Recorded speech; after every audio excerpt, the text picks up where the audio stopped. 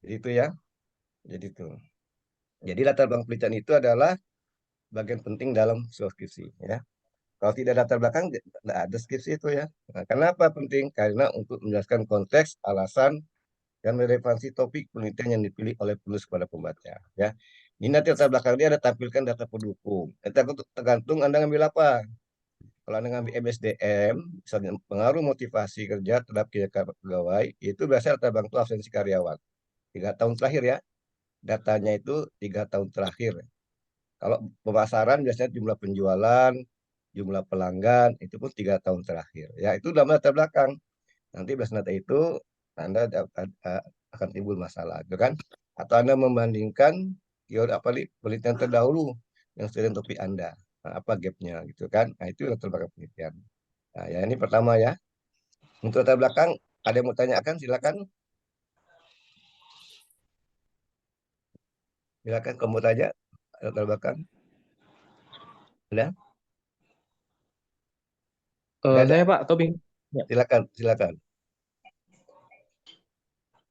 Itu Pak terkait latar belakangnya itu kan, itu Hmm. untuk latar belakang maksudnya itu dalam penelitiannya itu yang selain dari itu apa apa aja yang dijelaskan nanti itu Pak dalam Latar belakang itu latar kan belakang.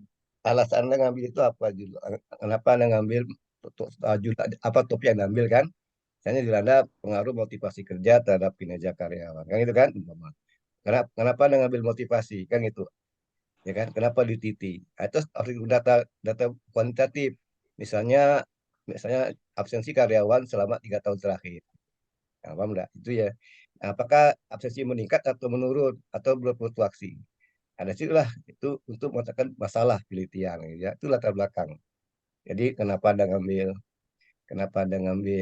motivasi, kok enggak yang lain kan? Kan gitu. Nah, ya kan? Jadi harus didukung oleh data-data kualitatif, data apa didukung dari perusahaan, misalnya jumlah absensi atau jumlah pelanggaran pegawai atau karyawan kan. Nah, itulah latar belakang. Nanti Anda bisa banyak contoh kok skripsi itu atau di Google banyak. Anda bisa baca-baca ya kan. Apa itu latar belakang. Jadi sih biasanya itu angka berupa data kuantitatif ya tadi itu ya. Tergantung Anda ngambil apa. Kalau marketing tadi pemasaran, itu biasanya itu jumlah penjualan ke tahun terakhir kan, apakah meningkat atau berfluktuasi. Nah, atau jumlah pelanggan gitu kan, sebagainya. Nah, itu. Lah, paham, paham enggak? Gimana tuh, Bing? Paham? Eh, Siapa? Paham Pak. Ya, silakan yang lain kalau ada mau tanya.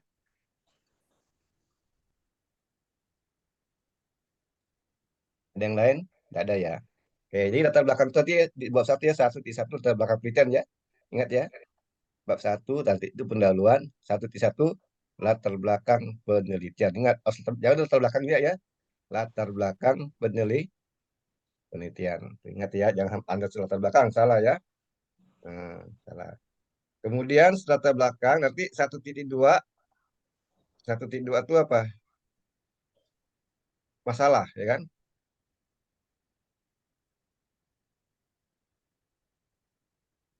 Nah, pendahuluan, latar belakang. Kemudian ini latar belakang ya. Nah, ini berapa elemen yang umumnya termasuk dalam latar belakang apa? Pertama, menjelaskan tentang situasi, kondisi yang membawa kepada topik penelitian. Ini dapat mencakup informasi yang isu sosial, politik, dan sebagainya ya. Nah, relevansi. Alasan mengapa topik penelitian itu penting. Kenapa motivasi penting, gitu kan? Nah, Anda jelaskan umpamanya. Kenapa penting itu topik itu, gitu kan? Kenapa harus diteliti, gitu kan? Nah, apa bentuk perusahaan? Atau juga bisa percakapan akademis, bisa dari penelitian terdahulu kan itu bisa ya. Nah, ya itu bisa. Ini latar belakang ya. Ini komponen latar belakang. Jadi tadi itu ya, konteksnya apa, alasannya apa, kan gitu kan. Dan didukung oleh data data kuantitatif.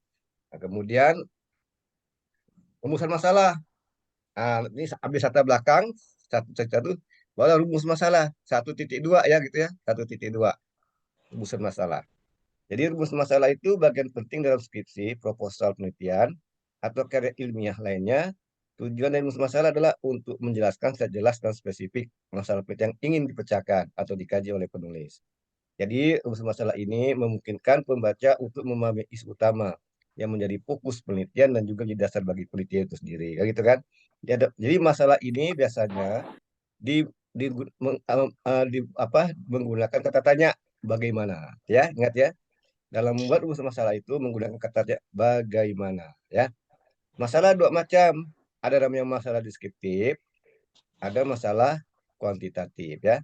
Nah, kalau masalah deskriptif itu adalah masalah yang menanyakan tentang variabel mandiri. Nah, ya gini misalnya ya, buat contoh, dengarkan ya. Nanti ini direkam nih, nanti Bapak kasih rekamannya. Misalnya pengaruh motivasi kerja terhadap kerja pegawai. Jadi dari wujud ini nih kita bisa buat masalah. Nah, dalam buat masalah itu kita lihat dulu. Masalah itu ada dua macam, masalah deskriptif dan masalah kuantitatif. Nah, bagaimana masalah deskriptifnya? Bagaimana motivasi kerja karyawan pada PT X? Nah, itu masalah deskriptif. Artinya jelas menanyakan tentang variabel mandiri. Yang kedua, bagaimana kinerja karyawan di PT X? Nah, itu kan. Nah, itu masalah dari deskriptif. Yang kedua, masalah kualitatif karena ada hitungannya kan. Maka pertanyaan apa? Bagaimana pengaruh motivasi kerja terhadap kinerja pegawai? Itu adalah masalah kualitatif, ya. Jadi kalau Anda nanti meneliti data belakang, ada bermasalah, itu pasti ada dua. Ya satu ya, dua masalah. Yang pertama namanya masalah deskriptif, yang kedua masalah kuantitatif. Nah, gitu. Biasanya kalau masalah deskriptif itu menanyakan tentang variabel mandirinya. Tapi kalau kalau kuantitatif itu pengaruhnya, bagaimana pengaruh itu namanya masalah kuantitatif. Oke, untuk masalah ada yang mau tanyakan tidak? Kalau Anda menanyakan, coba judul Anda apa? Nah, coba siapa mau bicara, apa judul Anda dan apa masalahnya. Nanti Bapak ajarkan bagaimana cara membuat pembahasan masalahnya. Silakan kalau mau bicara. Silakan. Jangan malu. Anda kan udah punya judul. Coba Anda utarakan judul Anda, nanti arahkan bagaimana cara membuat masalah. Nah, silakan. Tidak ada. Jelas. Halo, Saya Pak, bentar Pak. silakan. Apa Tunggu Pak. apa judulnya coba? Gini Pak, saya kan ngambil judulnya kan itu terkait implementasi strategi digital marketing terhadap hasil produksi pada PT Aloe Indonesia yang ada di Kota Pontianak. Kalau gini seperti apa Pak Gimana? caranya Pak? Coba gimana implementasi?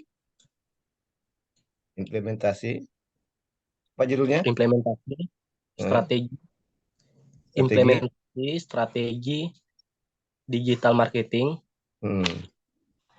Terus apa? terhadap hasil Nah, terhadap kalau hasil produksi begini, terhadap kalau hasil kalau ada kata terhadap dia pakai implementasi pengaruh berarti itu ya.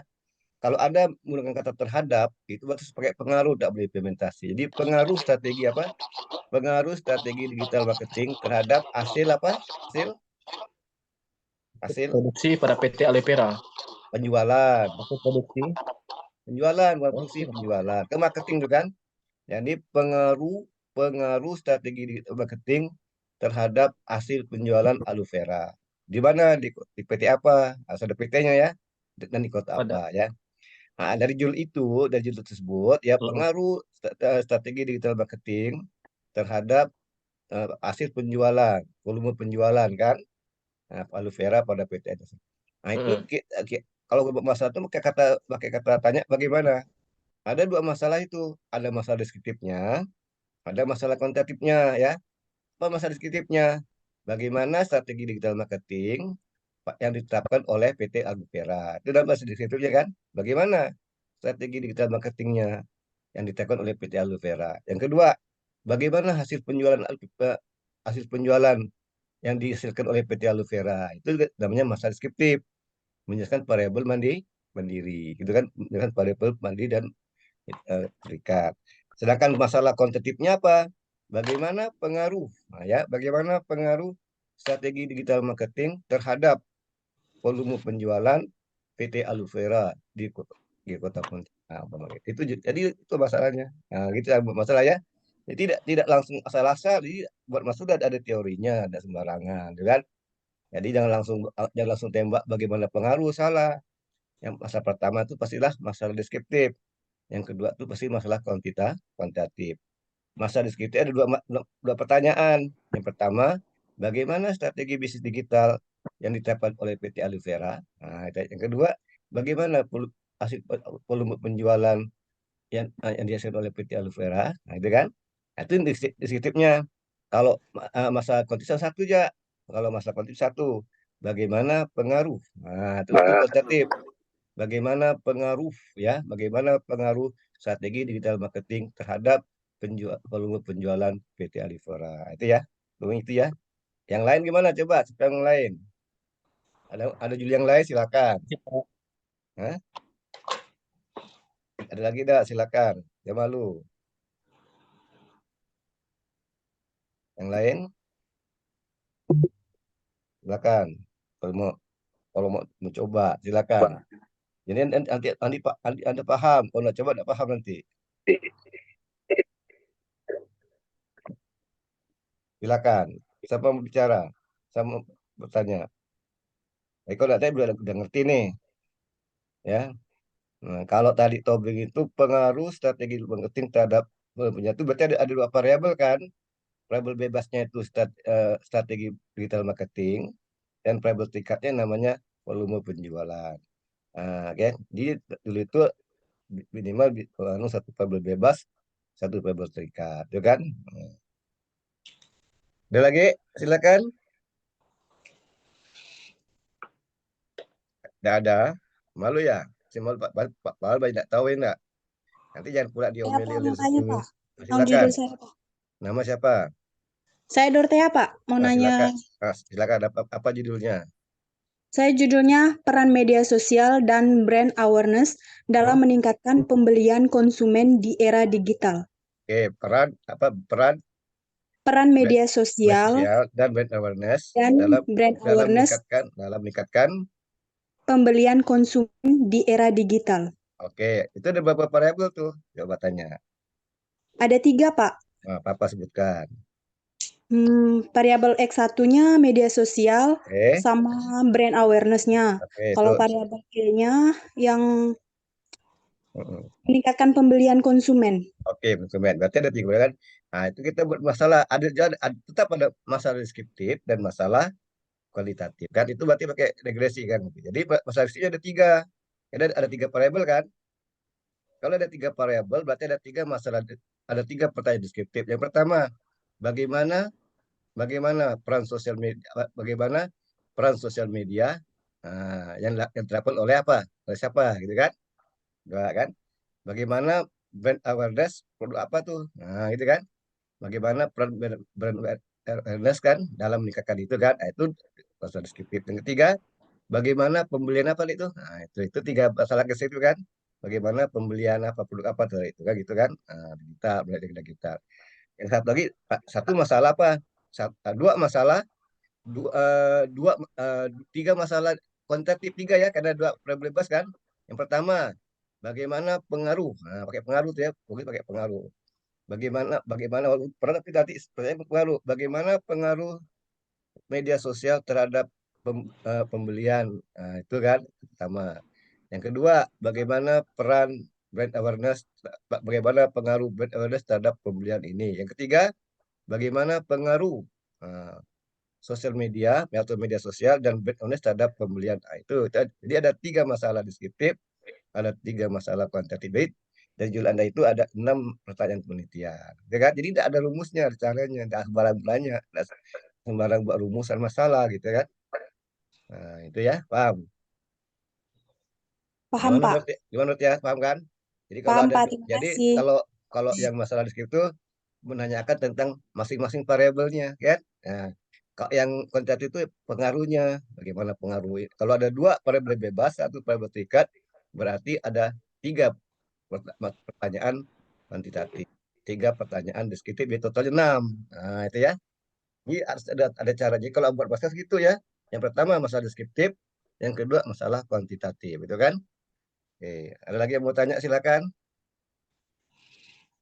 Ada lagi mau coba membacakan judulnya? Ada lagi? Nggak ada. Pak Udah saya paham. Pak, Silakan. Nama siapa? Kalisa Pak dari M2. Oke, silakan. Nah, apa judulnya? Pengaruh diskon harga, endorsement, dan viral marketing terhadap keputusan pembelian di TikTok Shop, Pak. Itu ada berapa variabel? Ada 4, Pak. 4, coba bukan apa-apa saja. Yang variabel X-nya, X1-nya diskon harga, X2-nya endorsement, X3-nya viral marketing, yang Y-nya keputusan pembelian, Pak. Oke, ada itu kalau berapa pertanyaan pertanyaan deskriptif berapa buah dan deskriptif kalau ada 4 variabel. Berapa pertanyaan deskriptifnya berapa buah? Kalau 4 variabel buatannya. Kan ada 4 kan? Berarti Iya, Pak. ada pertanyaan. Nah, yang pertama apa variabel pertama tadi? Variabel pertama diskon harga, Pak. Nah, dan ini ditanyakan bagaimana diskon harga yang diterapkan oleh siapa? PT apa? Nah, dia bagaimana diskon harga yang diterapkan oleh PT apa? Kan ada nama PT kan, ada perusahaannya kan, atau ada nama perusahaannya gitu ya. Iya, Pak. Bagaimana diskon harga? Yang kedua apa variabelnya? Yang kedua endorsement. Sama, bagaimana endorsement yang diterapkan oleh PT apa itu kan? Yang Oh, ketiga, berarti buat 4 kan, Pak? yang empat, bagaimana kalau itu ya yang masih deskriptif kan?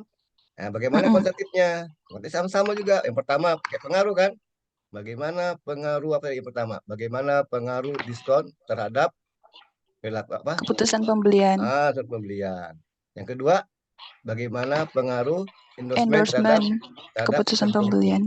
Yang ketiga, apa? Viral marketing, Pak. Bagaimana pengaruh viral marketing terhadap keputusan pembelian. Baru yang keempat, bagaimana pengaruh diskon endorsement Endorsement, viral dan viral marketing. marketing terhadap keputusan pembelian. Berarti ada berapa pertanyaan tuh totalnya? 4, Pak. Tambah 4, jadi 8. Nah, dia judul ada itu adalah pertanyaan penelitian. Nah, itu enggak. Ini enggak sembarang buat masalah ya.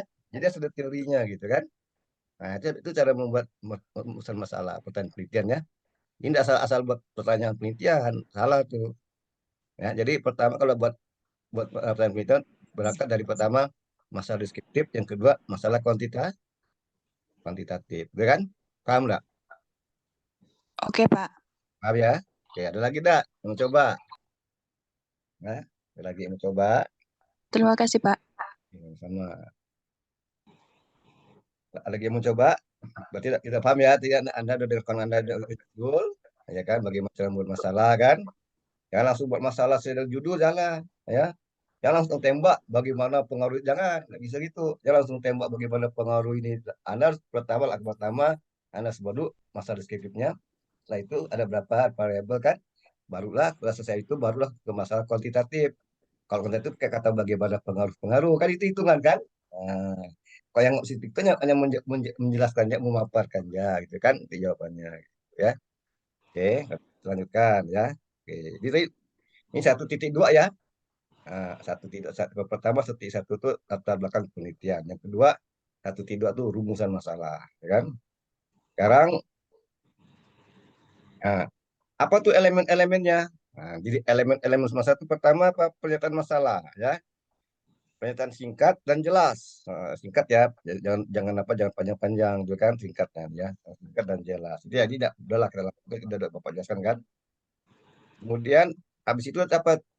Tujuan penelitian, ya. Tujuan penelitian. Tujuan penelitian. 1.3 ya, tujuan penelitian. Setelah masalah penelitian, masalah 1.3 tujuan penelitian. Apa tujuan penelitian? Tujuan penelitian adalah bagian dari satu karya ilmiah atau skripsi atau proposal penelitian yang menjelaskan secara spesifik apa yang ingin dicapai oleh penulis melalui penelitiannya. Kalau ada 8 pertanyaan, ada 8 masalah, maka berapa jumlah tujuan katanya?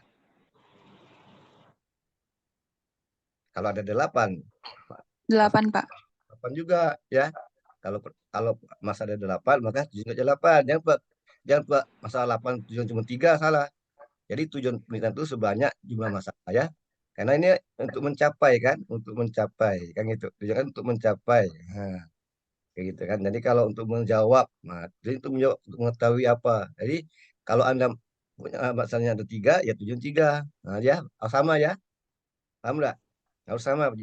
Antara masalah itu harus sama ya. Jangan tidak sama ya. itu rumusnya ya. Yang enggak sama ya. Paham? Ya. Oke. Jadi 1.3 ya. Ketiga. Habis apa tuh habis itu manfaat habis tujuan bermanfaat ya. Nah, penelitian itu 1.4 ya. Nah, penelitian bagian dalam suatu proposal penelitian skripsi atau karya ilmiah lainnya yang memaparkan sejelas tentang nilai atau kegunaan dalam penelitian yang dilakukan. Apa manfaat penelitian itu nyatakan untuk menjelaskan kepada pembaca atau pihak yang berkepentingan tentang bagaimana hasil penelitian dapat berkontribusi positif pada bidang pengetahuan, praktik profesional, atau masyarakat secara umum. Jadi kalau ada dua manfaat penelitian. Yang pertama namanya manfaat teoritis, nah, gitu kan? Nah, yang kedua manfaat praktis, gitu kan? Kalau yang teoritis artinya hasil penelitian itu dapat digunakan dapat menambah pengetahuan, gitu kan? Itu teoritis kan? Betul enggak? Dapat hasil penelitian dapat bermanfaat untuk menambah pengetahuan menulis siapalah gitu ya terserah itu kan. Itu namanya manfaat teoritis. Dan dapat dia sebagai referensi bagi peneliti selanjutnya itu peneliti. Tapi kalau praktis itu bagi perusahaan hasil penelitian ini diharapkan dapat bermanfaat bagi perusahaan untuk mengambil keputusan gitu kan. Itu namanya manfaat praktis gitu kan. Nah, ini nanti Anda bisa cari contohnya Anda baca skripsi di perpustakaan kan. Jadi ataupun di Google banyak contoh skripsi. Anda ketik aja judul Anda di situ nanti akan muncul akan nampak contoh-contoh skripsi yang lain kan. Nah, bagaimana apa tuh manfaat penelitian? Itu ada dua ya, asal ada dua. Pertama manfaat teoritis, yang kedua manfaat praktis ya. Pilih lagi di 1.4, 1.1 manfaat teoritis apa kan? 1.2 apa manfaat praktisnya. Nanti cari maka Anda terus punya buku metode penelitian ya, baca apa itu manfaat penelitian, ya kan? Apa contohnya, itu kan? Sebagainya, paham? Nah, ini ya. Jadi setiap penelitian ada manfaatnya, harus ada kontribusinya kan? Kontribusinya kepada pengetahuan, dan yang kedua kontribusi kepada perusahaan, kan itu tekankan pada teliti, kan gitu. Atau hasil penelitian ini dia akan dapat berupa bagi perusahaan untuk meningkatkan apa, kan? Dan sebagainya untuk apa gitu. Nah, itu kan tuh praktis kan? Artinya digunakan oleh kantor itu berarti praktis atau oleh perusahaan, gitu kan? Nah, ini ya. Ada pertanyaan, silakan. Di bawah penelitian, Saya Pak, silakan. Nama siapa? ini Rosalia Nike Pak dari kelas M2. Silakan. Untuk manfaat itu Pak, ada teoritis sama praktis. Ya betul. Ada teoris ada praktis. Yang pertama manfaat teoritis, yang kedua manfaat praktis. Yang mana terus? Jadi dia tidak ngikut dari tujuan penelitian kan Pak? Bisa. Itu kan tujuan penelitian Iya di bisa. rumusan Iya, masalah. iya betul, betul bisa. Boleh, nggak salah. Saling terkait tuh kan. Nah, kalau yang teoritis itu kan sifatnya kan menambah pengetahuan, menambah wawasan, itu kan. Itu namanya teoritis kan. Nah, pengetahuan teoritis. Kalau yang praktis tuh asli dapat digunakan, dapat diterapkan oleh perusahaan, itu kan itu praktis kan. Nah, gitu ya. Jadi hasil yang dapat bermanfaat bagi apa nih? Bagi perusahaan untuk memperbaiki apa, itu kan. Dapat untuk menerapkan ini apa menerapkan apalah itu terapkan eh, diskon misalnya, bagi endorsement untuk meningkatkan pembelian gitu kan. Nah, itu juga itu praktis namanya ya kan. Jadi bisa dari tujuan bisa jadi masalah kan, boleh kan. Nah, yang penting kalau yang teoritis itu nambah pengetahuan tentang apa yang diteliti kan, betul nggak? Yang diteliti apa yang diteliti kan. Nah, jadi kalau yang praktis itu terapannya gimana, asli dapat diapakan diaplikasikan dalam oleh perusahaan, itu yang dicapai tadi kan, gitu kan. Paham nggak?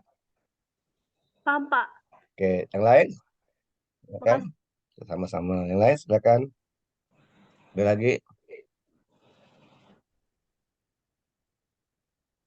lagi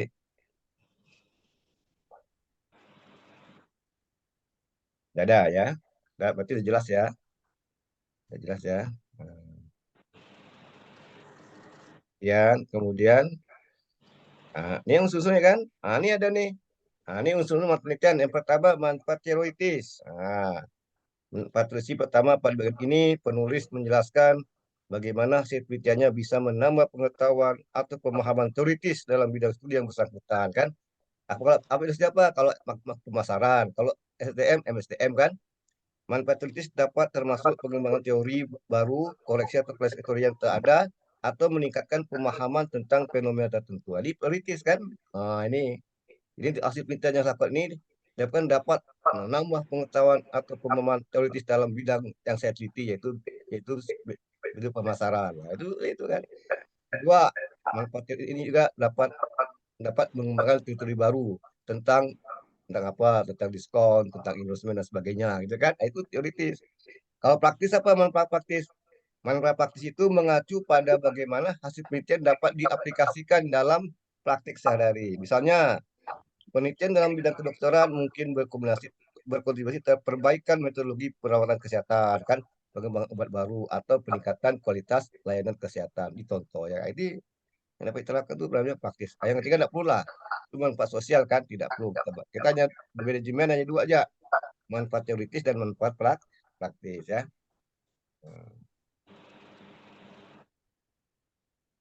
Nah, itulah bab satu ya. Jadi bab satu itu hanya daripada uh, dari apa bab satu itu pendahuluan, ada latar belakang, rumusan masalah.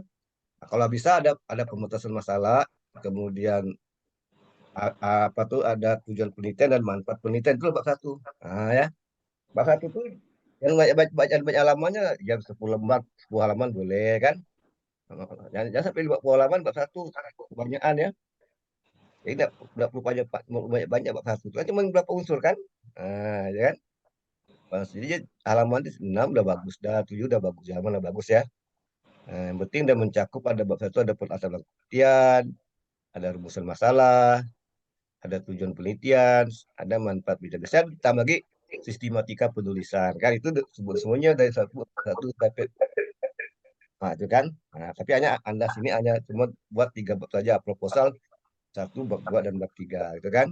Nah, ya. Nah, ini kan ini bab 2. Nah, kalau bab 2 itu tinjauan pustaka. Artinya teori-teori ya, literatur review kan. Nah, tinjauan pustaka atau review itu adalah bagian penting dalam skripsi, tesis, disertasi atau karya ilmiah lainnya yang melibatkan proses penelitian. Dalam bagian ini, penulis merujuk, meringkas, mengevaluasi, dan membandingkan berbagai sumber informasi. Jadi kalau pustaka itu Anda bisa dapat dari buku, boleh ya, buku-buku. Sesuai buku tentang yang memuat teori itu yang Anda teliti. Artikel jurnal, laporan, atau dari link-link di web, ya, link-link. Anda buka link, Anda cari dulu ini, ada copy linknya, nanti masukkan ke dalam pustaka ya, dan lain-lain yang relevan dengan topik penelitian. Jadi penelitian Anda tuh harus didukung oleh teori kan gitu. Harus didukung oleh teori-teori. Teori-teori itu Anda dapatkan dari buku boleh, dari artikel jurnal juga boleh. Bagusnya artikel jurnal. Jadi banyak referensi kan. Jadi di jurnal itu ada Anda klik di Google-nya, nanti banyak jurnal terkait apa yang diambil itu kan. Nah, ada copy, Anda download, Anda ambil teori-teorinya, gitu kan. Nanti Anda kutip. Nah, kalau lebih dari 5 baris itu satu spasi kan? Ya, kalau lebih dari 5 baris satu spasi. Sebutkan nama siapa, sebutkan nama penulisnya, misalnya si Ali titik 2020 kalau dalam kurung gitu kan? Itu dia caranya ya. Itu tinjauan pustaka. Tinjauan pustaka ini apa unsurnya? Yang pertama adalah ya tinjauan pustaka ya. Yang pertama apa? Yang pertama pustaka. Unsurnya pustaka itu apa? Pertama ya, unsurnya apa yang pustaka? Identifikasi sumber. Penulis mengidentifikasi dan merujuk berbagai sumber informasi yang relevan dan bisa dipercaya. Dia harus percaya ya. Sumber-sumber ini mencakup publikasi penelitian sebelumnya, teori yang ada, dan data yang relevan dengan penelitian. Yang kedua juga bisa ringkas evaluasi. Sumber-sumber informasi yang telah diringkas dan dievaluasi oleh penulis. Ringkas ini mencakup argumen utama, metodologi, dan temuan dan sebagainya. Ya. Atau perbandingan jurnal ya, atau hubungan dengan penelitian sendiri itu kan. Ini maksud dengan pustaka. Jadi Anda menganalisisnya ya. Nanti ya, artinya apa? Teori-teori itu yang relevan dengan penelitian. Jadi teori yang relevan dengan penelitian itu adalah serangkaian konsep, variabel, definisi dan proposal yang terkait dengan sesuai dengan topik Anda teliti. Misal gini, Anda mengambil tadi pengaruh motivasi kerja ya. Pengaruh motivasi kerja terhadap kinerja. Berarti apa yang Anda ambil? teori motivasi dengan teori kinerjanya itu ya. Nah, kalau motivasi itu bidang studi mata kuliah apa tuh? Kalau motivasi coba Pak tanya. Kalau motivasi itu bidang studi apa? Ayo, MS, Pak. SDM. Nah, Anda jelaskan dulu pertama apa tuh pengertian MSDM kan? Apa itu manajemen sumber daya manusia? Baru nanti teori motivasi. Anda kamu semua motivasi kan banyak teori motivasi Maslow, Gregor ya. Anda itu semua motivasi. Nanti apa indikatornya? Apa tuh faktor-faktor motivasi? Apa indikator motivasi? Nah, itu tuh semuanya. Setelah selesai, baru Anda jelaskan tentang kinerja. Apa itu kinerja? Itu dari berbagai sumber, dari jurnal, dari buku macam-macam. Nah, ya. Ini Anda harus rajin mencari jurnal-jurnal tentang motivasi. Cari jurnal tentang kinerja. Itu caranya. Itu nama teori-teori. Itu yang Anda gunakan relevan dengan topik Anda. Nah, jangan Anda ngambil motivasi Anda tentang pemasaran, tentang rekrutmen. Cocok enggak tuh? Anda bahas tentang motivasi. Tapi teorinya rekrutmen, seleksi. Kan tidak cocok. Ya kan? Kalau Anda ngambil motivasi dan kinerja, maka teori yang Anda ambil hanya motivasi dan kinerja aja. Nah, kalau kinerja, apa tuh kinerja? Faktor kinerja itu apa? Baru dan indikator kinerja itu kayak gitu kan? Nah, itu betul. Sesuai namanya kan? Namanya relevan kan? Nah, jadi ya tidak semua teori dimasukkan. Teori yang digunakan teori sesuai dengan judul Anda itu apa? Nah, dengan kegiatan Anda apa? Gitu kan? Jangan menyimpang kan? Nah, gitu ya. Oke, paham nggak? Sampai sini ini teori yang lepas nih. Silakan. Silakan. Jangan malu. Kan, kan kita kayak gini jangan malu. Kalau nggak tahu jangan malu ya. Kan nggak tahu itu berarti tidak pintar. Tapi Anda mau kalau mau tadi bagus kan. Silakan. Daripada nanti Anda kan omeli pembimbing kan. Kalau tanyakan dulu kalau nggak tahu nih. Nah, silakan. Nggak ada bertanya. Paham nih? Paham? Hah? Paham? Ngerti? Yuk, silakan komentar. Kalau bilang ngerti, ngerti, enggak. Bilang ngerti atau tidak? Ngerti, Pak. Ngerti ya? Paham ya? Ya, Oke. paham, Pak. Oke ya. Oke. Kemudian apa lagi ini? Alasan ya. Nah, alasan jadi harus mendukung ya. Alasan mengapa teori-teori yang level itu penting ya, penting lah. Karena untuk apa nih memperkuat penelitian Anda kan, memperkuat. Nah, jadi kan atau yang kedua meningkatkan kepercayaan hasil kan. Karena didukung oleh teori kan. Yang ketiga mendukung kakak form seksual. Nah, itu karena ada teori didukung oleh teori dan membantu dalam analisis data. Itu kenapa kok harus relevan teorinya, itu kan? Kenapa penting? Pertama, untuk mendukung kakak konsepsial. Teori yang relevan itu membantu menjembatani kesenjangan antara topik penelitian dan cara peneliti mengumpulkan dan menganalisis data. Itu kan? Yang kedua, meningkatkan kepercayaan di hasil. Kemudian teori yang relevan dalam penelitian bahwa peneliti telah mempelajari literatur sebelumnya dan memiliki teori yang sesuai dengan level dengan penelitian mereka, sehingga meningkatkan kepercayaan pada hasil penelitian. Dan ketiga, membantu dalam analisis data. Teori yang relevan dengan penelitian dapat memberikan landasan yang kuat untuk analisis data yang dikumpulkan selama penelitian dan membantu menjawab pertanyaan penelitian. Ya, itu penting ya. Jadi maka jangan asal teori. Teori yang digunakan harus relevan dengan topik penelitian. Ya. Nah, ya. Nah, ini habis itu apa ya? Penelitian terdahulu ya. Nah, yang tadi kan yang bab dua kan tujuan pustaka. 2.1 namanya landasan teori. Ini 2.2. 2.2 itu penelitian terdahulu. Nah, jadi setiap mahasiswa itu harus mencari lima judul, 5 penelitian terdahulu sesuai dengan judul Anda. Nah, paham enggak? Ya. Semua mahasiswa nih yang ikut seminar nih, ya, semua mahasiswa ikut seminar wajib mengumpulkan 5 penelitian terdahulu sesuai dengan judul Anda, topik Anda apa. Misalnya Anda ngambil apa tadi? Topik tentang apa tadi? Pengaruh apa tadi? Pengaruh strategi digital terhadap apa tadi kan? Anda harus Pengaruh, cari Anda harus cari 5 judul itu yang sama, 5 penelitian terdahulu yang sama dengan judul Anda, gitu. Paham enggak? Ya. paham, Pak. Anda harus mengumpulkan 5 penelitian terdahulu yang sesuai dengan topik Anda tadi. Nah, nanti ada simpan di komputer. Nanti dosen pembimbing akan nanya, mana penelitian terdahulunya? Tunjukkan kan. Nanti itu ada tulisan di sini. Dituangkan di bab 2, 2.2 di penelitian terdahulu. Nanti Anda coba buka Google ya, catat ya. Buka Google. Anda catat ya. Buka Google, Anda ketik di Google itu contoh penulisan penelitian terdahulu. Nanti ada contoh banyak. Nanti ada buat narasinya, mau kayak tabel ya, bawahnya tabel, atasnya narasi, gitu kan? Tabelnya singkat-singkat ya, ringkas-ringkas ya banyak panjang kan?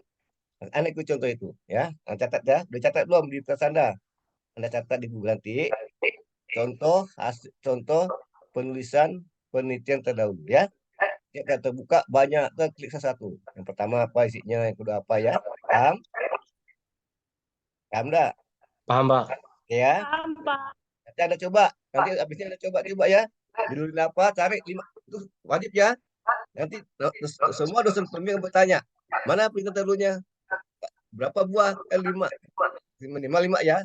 5 penelitian terdahulu ya. Oke. Ada dari sekarang kumpulkan. Ingat waktu konsultasi dengan dosen pembimbing enak. Anda bisa menunjukkan nih Pak, itu menurut saya gitu kan. Nah, kalau nanti ke dosen pembimbing ada itu nanti kena itu, tidak selama dosen mana pun itu udah ada, cari dulu. Nah, itu kan. Jadi sekarang udah cari dulu ya, udah siapkan dulu sehingga Anda siap nanti ke konsultasi tapi bawa, itu kan? Nah, Pak kamu mau ya, nanya Pak, silakan. itu penelitian terdahulunya judulnya harus sama persis kah Pak? Ya, minimal variabel ada variabel itu yang titik kan.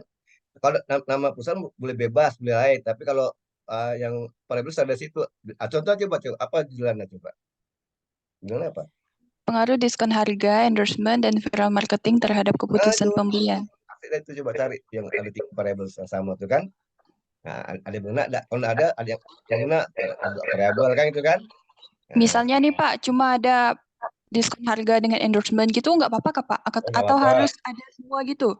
Ya kalau bisa ada semua. Kalau dari 5 jelas ada asal ada semuanya tuh. Dari 5 jelas ada yang satu ada itu gitu kan. Kalau udah ada nanti berarti teori baru tuh kan.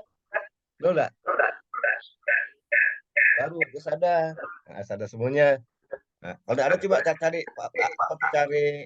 yang saja pengaruh viral marketing. Ada nggak gitu? Anda pisahkan pengaruh viral marketing terhadap pusat pembelian. Ada nggak kita di jurnal, ya kan? Atau diinggriskan coba pakai judul bahasa Inggris ada nggak gitu kan? Nah, boleh pakai bahasa Inggris. Kalau Indonesia ada, pakai bahasa Inggris juga ada gitu. Seperti itu kan? Nah, kan banyak cara pakai bahasa Inggris atau pakai bahasa Indonesia kan? Nah itu ya. Nah jadi Oke, makasih Pak. ya jadi sama ya kalau bagus sama gitu ya. Jurnal gitu. Nah nih ya. Oke. Kenapa penting? Ini juga sama. Kenapa penting untuk membandingkan lah kan? Nah, untuk membuat kesenjangan, untuk menyusun penelitian. Jadi kenapa harus ada penelitian terlalu? Untuk pertama untuk menyusun penelitian. Kedua untuk mengidentifikasi kesenjangan kan? Nah itu ya. Setelah penelitian terdahulu ya, setelah penelitian dahulu itu dan nanti ada namanya apa? Model penelitian ya. Model penelitian. Ini 1.3 ya. Model penelitian. Ini dalam bentuk gambar ya. Ini dalam bentuk gambar ya. Tidak model atau kerangka berpikir ya.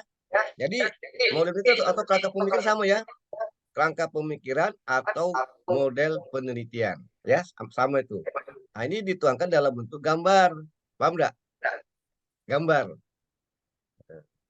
Kalau ada 3 variabel bebas berarti kotak pertama atas, kotak kedua tengah bawahnya, kotak kiri bawahnya di 3 kan.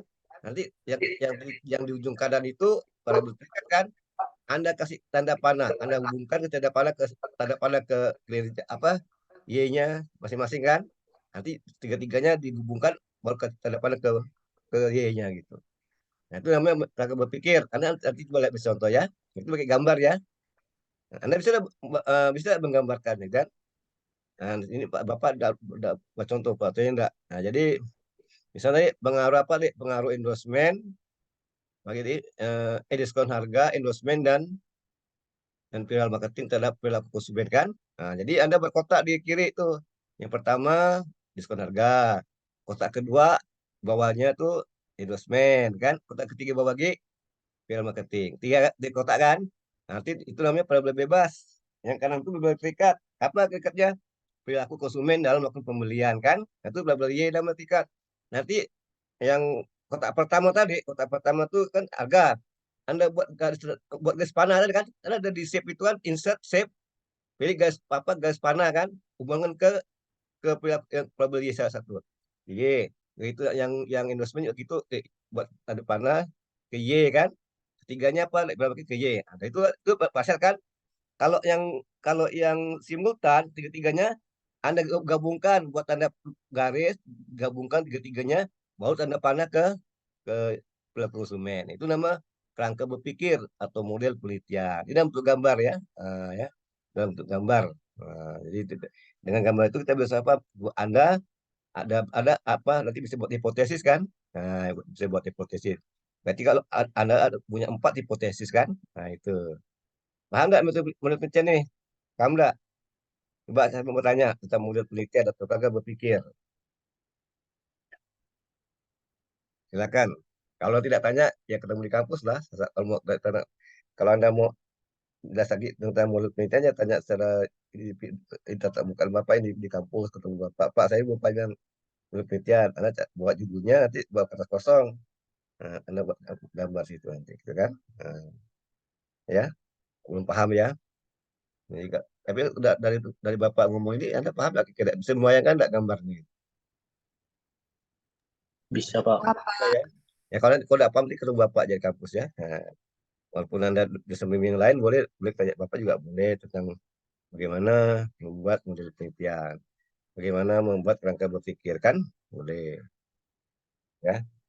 Kalau masih belum paham ya, karena ini kan kayak video kan, kalau mau nanti ke Bapak. Ya. Nah dari model ini kan nanti kita bisa buat apa? Nah ini kan ini beberapa fungsi penelitian, menyederhanakan fenomena yang kompleks, membantu peneliti dalam merumuskan pertanyaan atau hipotesis kan, menyediakan kerangka atau struktur dalam mengumpulkan data kan, dan membantu peneliti dalam berkomunikasi dengan audiens, kan gitu. Nah, nanti buat hipotesis, nah, kan dari gambar tadi kan ada kalau tadi judulnya tadi apa tuh judul yang tingkat variabel, ada diskon harga, ada endorsement, ada viral marketing dan ada pelaku konsumen. Berarti ada ada 4 pertanyaan. Kalau tadi kan kita ada 4 hipotesis. Nah, apa hipotesis pertama? Diduga terdapat pengaruh antara terdapat pengaruh apa? Itu harga terhadap perilaku pilihan konsumen. Itu yang pertama. Yang kedua apa? Diduga terdapat pengaruh endorsement terhadap perilaku pemilihan konsumen, gitu ya. Yang ketiga apa? Diduga terdapat pengaruh viral marketing terhadap perilaku pembelian konsumen. Yang keempat apa? Diduga terdapat pengaruh diskon harga, endorsement, dan viral marketing terhadap perilaku pembelian konsumen. Itu hipotesisnya. Ya, hipotesis dari gambar ini tadi kan ada kan? Hipotesis dari gambar tadi ada gambar ya kan buat hipotesis kan? Nah, kalau ada gambar itu susah ya. Jadi hipotesis itu dibuat berdasarkan gambar tadi, berdasarkan model penelitian. Paham nggak tuh? Nah, kalau kan gitu kan? Nah, jadi kalau pakai pengaruh itu asal hipotesis. Yang tadi yang kayak Tobing itu kan yang siapa peran apa peran apa peran sosial media dan apa tadi itu ya dan nah itu ya itu juga ada tiga hipotesis kan. Nah, tiga hipotesis kan gitu. Dan sosial media dan apa tadi itu terhadap pembelian apa yang aloe vera itu kan. Dan itu juga ada hipotesis kan. Nah, ya. Tapi kalau segi permasalahan ini biasa aja tuh kan. Oke, ada pertanyaan enggak? Silakan. Hmm, silakan bertanya. Nah, ini kan. Nah, ini contoh. Ini contohnya nih tesis. Ada kalau bisa pakai gini bisa satu aja. Itu ya HI ya ya. Satu ya kalau nggak perlu disebutkan satu ya. Kalau mau dua-dua juga boleh. Tapi banyak nih enggak kan. Anda boleh pakai ini juga bisa boleh HI ya boleh alternatif. Ada diduga ada pengaruh. Nah, gitu kan. Cukup itu aja. Tesisnya. Nah, kalau mau pakai AU tidak ada pengaruh kan. Nah, anda uji benar nggak ada pengaruh. Kalau nggak benar berarti tidak diterima hipotesisnya kan ditolak, gitu kan? Nah, nanti itu pakai regresi untuk menolak atau menerimanya, itu kan? Nah, ya, ini contoh hipotesisnya. Nanti nanti anda bisa baca kan, Bapak ada posting di grup tuh kan, saya baca aja ya. Nah, ini metode penelitian ya. Itu penelitian. Kalau ini bab 3 nih ya, bab 3 ya. Bab 3. Inilah dia yang pertama nih ya. Oke. Hmm. Itu coba. Itu bab 1 bab 2 ya. Bab 1 bab 2. Kira-kira ada yang mau tanyakan enggak bab 1 bab 2 nih kira-kira. Ya itu bab 1 budak tuh. Jadi kalau bab 2 tadi itu yang tinjauan pustaka. 2.1 tuh landasan teori kan. Arti asisnya apa?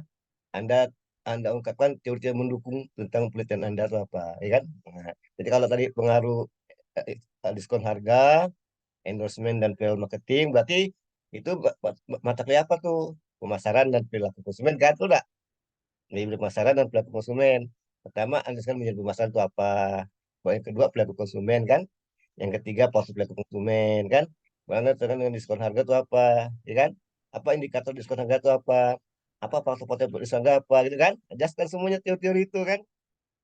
Nanti ada lagi pengaruh diskon harga berarti apa itu ada teori semuanya banyak tuh kan? Selesai diskon harga, endorsement itu apa? Apa itu faktor endorsement kan? Apa indikator endorsement itu apa gitu kan? Baru nanti jelas lagi tentang yang tadi apa tuh yang 3 tuh viral marketing. Apa tuh viral marketing gitu kan? Faktor-faktornya itu apa? Apa indikatornya gitu kan? Indikator tadi itu gunanya untuk membuat pertanyaan dan kuesioner ya. Maka dalam teori itu ada indikator. Kalau Anda masa tadi diskon harga, indikator diskon harga apa? Nanti ada teorinya kan? Indikator itu nanti jadikan dasar untuk membuat pertanyaan dalam kuesioner kan gitu kan? Kalau ada itu susah lah penelitinya, nggak bisa. Harus ada indikator kan. Itu kan itu namanya dimensi variabel, ada variabel, ada dimensi variabel dan sebagainya itu kan, paham? Ada yang mau tanya kan? Silakan. Jadi kita ada bab nanti untuk metode kita minggu depan ya, malam Rabu lagi ya. Kita lagi bertemu ya, saya satu dulu kan. Nah, jadi tugas anda nanti ini pertama apa judulnya, anda cari 5 penelitian terdahulu ya. Itu kan tidak mudah ya. Jadi sekarang cari ya, sekarang harus cari. Nah, terus Anda harus tahu, Anda nanti ketik di Google contoh penulisan penelitian terdahulu. Bagaimana cara menarasikan ya? Ada narasi, ada tabel di bawahnya. Ya itu diletakkan 1.3 setelah 1.2 setelah dasar teori kan. Nah, ya. Nanti habis penelitian terdahulu barulah kerangka berpikir. Nah, itu ada. Kalau Anda masih belum paham cara berpikir, nanti ke Bapak langsung. Yang itu. Bagaimana cara membuat apa judul Anda dan bagaimana kerangka pikir Anda, itu kan? Pak bantu, ya kan? Ya, paham? Oke, itu ya. Ada yang mau tanya lagi, silakan, jangan malu bertanya. Jadi ingat tuh Eh, formatnya, silakan. Pak, jawabannya Pak. Silakan. Terkait penelitian pendahuluan Pak. Mm-mm, Pertanyaan saya hampir sama dengan Karisa Pak. Kan mm-mm. kemarin saya sudah coba cari peneliti terdahulunya Pak. Apa judulnya Itu coba? banyak sekali terkait judul saya itu ada yang variabel bebasnya sama tapi variabel terikatnya berbeda. Begitu juga sebaliknya Pak. Heeh. Judulnya apa judulnya situ?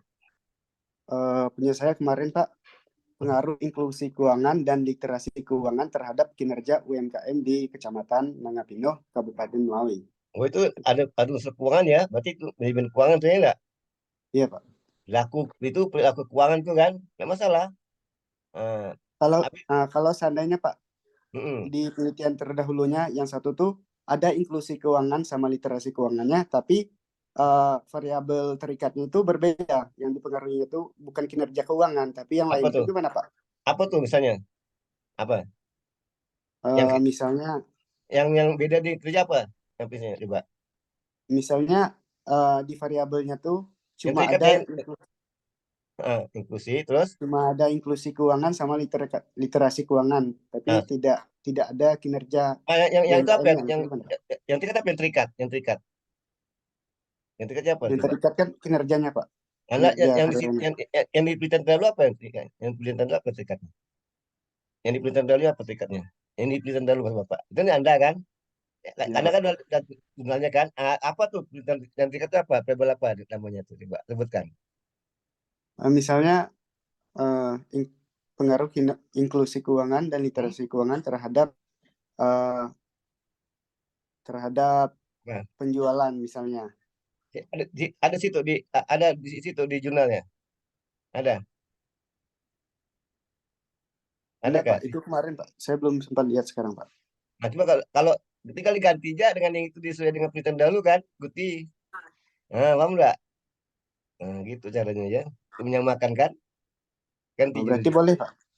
Ganti judulnya. Nggak kinerja penjualan kan? Penjualan UMKM kan? Sebab yang itu juga termasuk kinerja kan? Ya, Pak. Kinerja kan umum. Ya kan gitu logikanya kan? Ya. Boleh ganti. Nah, kalau label bebasnya sama, yang tingkat beda, ganti aja tingkatnya dengan yang sama itu kan. Dia enak kan? Kan nggak pusing-pusing kepalanya kan? Hmm. Boleh gitu, gitu ya, Pak. Boleh lah, tapi ada ganti judul itu apa? Nah, tapi sebelum konsultasi pembimbing kan, jadi dulu Ya, kan. Pak. Tapi maka sekarang ini masih harus cari dulu majalah penelitian dahulunya dulu. Nah, kalau tadi masa nggak ada label ini, berarti itu dibuang ya kan? Kalau enggak, apa susahnya kan? Ya, Kan Pak. gitu logikanya kan? Nah, jangan susah, jangan rumit-rumit berpikir. Kalau tadi nggak ada, kalau nggak ada plan marketing nggak ada, ya udah hapus ya. Ganti label lain coba ada nggak label lain, kayak gitu kan? Oke, Pak. Nah, gitu ya. Kalau kita memaksakan satu itu nggak bisa ya susah, kita pusing buat sendiri kan? Ya cari nggak ada kan? Nah, ganti yang ada ya kan. Kalau kita ke pembimbing kan, dasar penelitian dulu Anda gitu kan, dan sebagainya. Ya, paham nggak? Ya, jangan dipaksakan. Ya, Paham, Pak. ada, tinggal diganti ya. Nah, boleh ganti judulnya gitu ya. Nah, oke, yang lain silakan. Ya kan? Ayo, yang kelas M1 tuh udah Bapak posting ya. Nanti habisnya Bapak posting yang M2.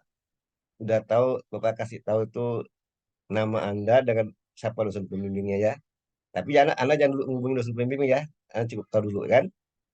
Dapat posting tuh Anda siapa pembimbingnya. Satu nanti habis ini M2 aja Bapak posting. Anda sedang ini online kan. Ini M1-nya Bapak posting tuh nama-nama dosen pembimbingnya. Anda siapa pembimbingnya ya. Nah, kalau yang Bapak bimbing sih, kalau Anda tahu kalau Bapak ada loh, bisa langsung ke Bapak. Tapi dosen aja Anda hubungi dia karena mereka belum tahu. Nanti bingung dia. Dosen itu juga ada apa nih tanya kan. Anda kena marah kan. Jadi kalau Bapak daripada Bapak kadang boleh postasi ya, baru Anda postasi ya. Tapi kalau Anda pembimbing silakan langsung boleh karena Bapak yang umumkan kan. Di logikanya ya. Terus ada karena masih dibuat daftar dulu yang rapi buat dosen pembimbingnya gitu kan. Nah, ya. Itu udah Bapak M1 aja habis ini Bapak M2 ya. Nah, siapa dosen Anda. Kalau Anda ngambil keuangan itu biasanya Pak Jalfi atau Bu Windy ya. Kalau keuangan itu biasanya Pak Jalfi, Pak Windy. Kalau Anda ngambil keuangan lah, kalau ada Pak Japi, Bu Cesi atau Bu Windy itu ada tiga dosen itu kan. Ya, kalau marketing Bapak ada Pak Eri, Pak Nayun, Bu Dina, itu ya. Kalau SDM Bu Esa biasanya, Esa, Pak Eri. Bapak juga ada itu kan. Nah, gitu bisa kan. Kalau khusus keuangan itu berarti Bapak tidak masuk. Ya, Bapak itu berarti Pak Japi. Tapi ada Bapak kena keuangan di M5 Pak tuh, Bapak bukan bidang tapi kan yang ngatur dua dosen ini mungkin Bapak kalau Bapak M1 M2 Bu Putih M3 M45 gitu yang ngarahkan kan. Bapak ngarahkan M1 M2 aja gitu kan. Nah, Bu Putih ngatur pembimbing di M1 M45, Bapak di M1 M2 gitu kan. Boleh digabungkan dengan punya Bu Putih. Maka muncullah ada M1, M5 tuh apa pembimbingnya gitu kan dan sebagainya ya. Ya, M1 udah tahu kan? Nah, ya nanti habisnya apa untuk posting ke M2 aja. Nah, udah tahu siapa sebenarnya Anda. Nah, kalau yang kena boleh langsung konsultasi boleh silakan. Ya ada yang mau tanya lagi silakan. Saya Silakan. Siapa? saya Pak Rosalenike. Oke silakan. Soal silakan. Gimana tanya apa? Ini Pak, terkait dosen pembimbing. Tadi kan Bapak bilang Bu Dina bagian marketing kan Pak. Tapi saya kok fokusnya ke keuangan tapi dapat Pak Bu Dina. Itu kelas apa tuh? Itu diacak. Sampai kelas M gua kah? Agak Iya. apa-apa lah. Ya enggak apa-apa. Beliau kan ada dokter dan ada masalah. Dia kan ya Dina kan. Hmm. Nggak apa. Enggak kalau spasial biasanya itu. Tapi itu Iya. kan ada dua orang kan yang tuh Bapak nggak putih nih kan. Mungkin dia cak putih lagi enggak. Ya kan itu. Nah, nggak apa lah. Nah, Iya. ya. Kan berarti ke Bu Dina Iya, nanti kan. makasih ya Pak. Ya. Silakan yang lain.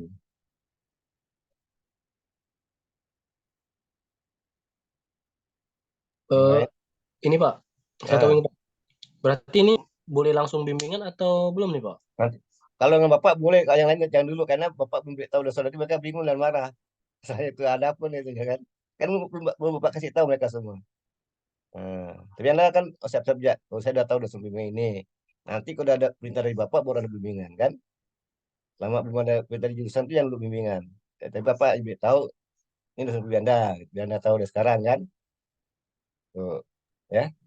Nanti kalau langsung ke dosennya lu bingung deh, ada apa tanya? Ya, kami belum dapat nih ada jurusan gitu kan? Buat dirapi oleh Pak Ilman. Pak Ilman ngerapikan dulu, ya kan? Bahasa pengantar dulu kan? Buat aturan dulu. Kan ada asal aturan main kan? Nah, aturan main ke dosen kan? Nah, kapan mengumpulkannya, harus dipresentasikan. Nanti masa harus buat apa? Tapi kalau dosen dulu kan gitu. Nanti dosen enak membimbing Anda kan? Dia kan belum tahu nih, ya kan? Nanti mungkin dah lusa dah bisa kita tahu kan? Terus sebagainya ya. Paham? Ya Pak. Sama Yang ini lain? Pak, pedoman penulisannya ini tadi di mana tuh Pak? Di akademik atau di mana Pak? Ambilnya, kita belinya Dengan Pak Ilman ya. dengan Pak Irman Ah, untuk pedoman penulisan proposalnya. itu makanya itu maka bayar 100.000 kan, nggak salah tuh. Belum bayar, setiap semester itu bayar memang. Iya Pak. Ya, karena sebenarnya itu di luar apa biaya yang nggak daftar ulang, di luar biaya daftar ulang lagi. Seminar, magang itu di luar daftar ulang. Iya Pak. Seminar, magang, skripsi itu di luar daftar ulang, tidak termasuk daftar ulang. Ya, itu memang itu ada aturan gitu memang. Jadi Anda bayar daftar ulang itu tidak termasuk seminar, tidak termasuk magang, dan tidak termasuk skripsi kan? Anda kan Iya skripsi Pak. membayar kan? Iya Pak. Ya. Nah, nanti itu sebetulnya tetap bayar skripsi, walaupun daftar ulang, tetap bayar skripsi lagi, kan gitu kan? Tuh, ya, itu beda. Iya. Tapi 100.000, mungkin 100.000 ya per mahasiswa 100.000 rupiah. Nanti Anda dapat buku pedoman. Bapak tidak tahu apa udah dicetak belum buku pedoman magang skripsi ya? Nanti tanya Pak Iya. Ilman juga kan? Untuk kartu konsultasinya berarti dengan Pak Irman juga ya Pak? Ya, Pak Ilman. Oh ya. Ya Pak, makasih Pak. Oke, yang lain silakan. Nggak ada lagi. Udah oke dah. Jadi nanti kalau untuk metode minggu depan ya, biar depan Anda tidak pusing kalau pakai semua kalau satu pusing di metode itu yang paling berat metode penelitian kan? Depan ya, tetap malam Kamis ya, malam ya, malam. Ada ya? Kalau nggak ada, bapak cukup sekian. Benar? Ada masih? Nah, kecuali yang bapak bimbing ya. Kalau bapak bimbing itu boleh konsultasi bapak langsung karena bapak kan langsung dah umumkan gitu ya. Nggak masalah. Ya bapak udah paham. Kalau dosen lain tuh belum paham. Jadi nanti kalau udah datang bingung mereka kan. Ada apa nih? Ada kena omel dari dosen kan? Bisa kan? Ini kalau belum ada jurusan udah ke bapak gitu kan. Nah, kalau saya yang bapak bimbing silakan bimbing langsung ya. Oke. Kalau tidak ada, berarti udah jelas ya. Anda download itu materinya di grup, Anda baca ya, sampai jelas kan. Jadi kalau nanti kalau nanti resmi bimbingan, Anda bisa konsultasi dosen bimbing kan. Nah, dan nanti bab 1, 2, 3 setelah jadi nanti Anda wajib presentasi ya. Jadi Ustaz Muhammad punya laptop, membuat laptop dengan konverter ke Infocus ya. Nanti masing-masing mahasiswa presentasi ke depan, di depan masa juga ya. Kalau satu tim ada satu dosen ada 10 mahasiswa, berarti Anda presentasi pada depan mahasiswa tersebut ya. Nanti masih nanya, ada pertanyaan mahasiswa juga, ada pertanyaan dari dosen juga ya. Nah, siap ya. Ya ada presentasinya. Nah, ada presentasinya ya. Jadi itu ada presentasi. Tunggu sampai bab 3 ya, sampai bab 3 aja. Jadi Anda tidak perlu membahasnya, tidak perlu. Kalau udah 45 itu skripsi namanya. Kalau 45 itu skripsi. Kalau tambah 45 itu namanya skripsi. Kalau 1, 3 itu namanya proposal skripsi kan. Proposal penelitian ya. Oke, kalau tidak ada cukup sekian. Selamat belajar. Dan Bapak pesan coba sekarang ini Anda cari dulu 5 jurnal penelitian ya. Kalau udah dapat itu aman ya. Kalau itu belum dapat aman kan. Nah, aman karena tidak didukung oleh penelitian terdahulu. Jadi topik Anda tuh harus didukung oleh penelitian terdahulu sebab 5 jurnal kan. Oke, kalau ada cukup sekian ya. Sampai jumpa lagi minggu depan dengan topik penelitian. Assalamualaikum warahmatullahi wabarakatuh. Sampai jumpa. Sampai jumpa, Bapak. Ya, Terima sama-sama. kasih, Pak. Ya, Kasih, Pak. ya, Makasih, Pak. Makasih, Pak. Kamsahamnida, ya, Pak. ya, Malam, Pak. malam. Malam, Pak. Ya, Malam, Pak. malam. Malam, Pak. Malam. Malam, Pak. Hmm. Kamsia.